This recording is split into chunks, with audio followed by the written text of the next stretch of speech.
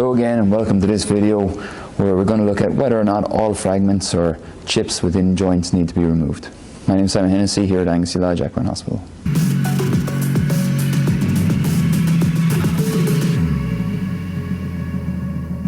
So this question has been a bit of a topic of debate for years, and oftentimes different vets will give different opinions. In most joints, bone fragments are probably best to be removed because their instability will cause erosion of the opposing cartilage and lead to the early onset of arthritis. I usually compare the presence of a joint chip or a bone fragment within a joint to having a pebble in your shoe. If you remove it at the start, then it won't cause you any trouble, and you won't cause any damage to your foot. But if you leave it in place and you go for a 10-mile run, well, then it's likely to break the skin, cause severe ulceration and bruising, and quite a lot of discomfort. But again, if you remove the pebble from your shoe at the end of the 10-mile run, then it won't cause any further damage and healing can begin to occur. For me, the same is true for fragments within joints.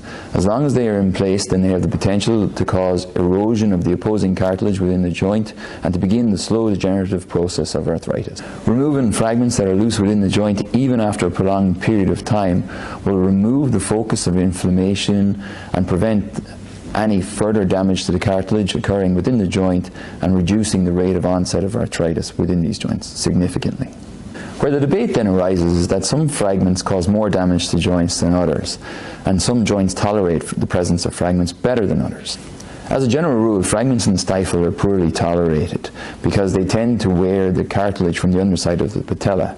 Once the cartilage is gone from the underside of the patella, then we have exposed bone, and then as we know, our patella runs over the remaining joint because it's the same as our kneecap, and that exposed bone can then literally act like a grater, removing cartilage then from the remaining joint surfaces within that joint and causing a rather rapid deterioration and onset of quite an aggressive arthritis.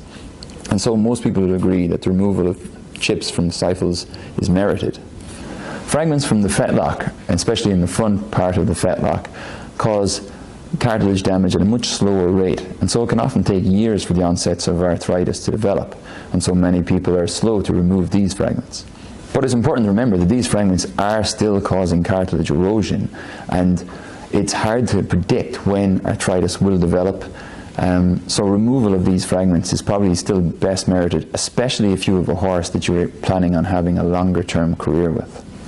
Where we deal with these lesions most is usually in show jumpers, and unfortunately a lot of those show jumpers will avoid screening radiographs at a younger age, and so they will present to us later in their career, usually 7-8 years of age, when they've developed a fetlock effusion or swelling of that joint and associated lameness, and nerve blocking has brought us to that area and identified a fragment which usually by that stage has caused significant cartilage erosion. Fragments in the back of the fetlock joint are often traumatic in origin and associated with ligaments that have pulled off these fragments, and so are less likely to be associated with cartilage erosion. However, again, if our lameness assessment brings us to that joint through nerve blocking, then removal of these fragments is probably merited. And fragments in all joints possess the potential to cause arthritis within that joint, and the general rule is the larger the fragment, the more likely it is to be associated with cartilage erosion.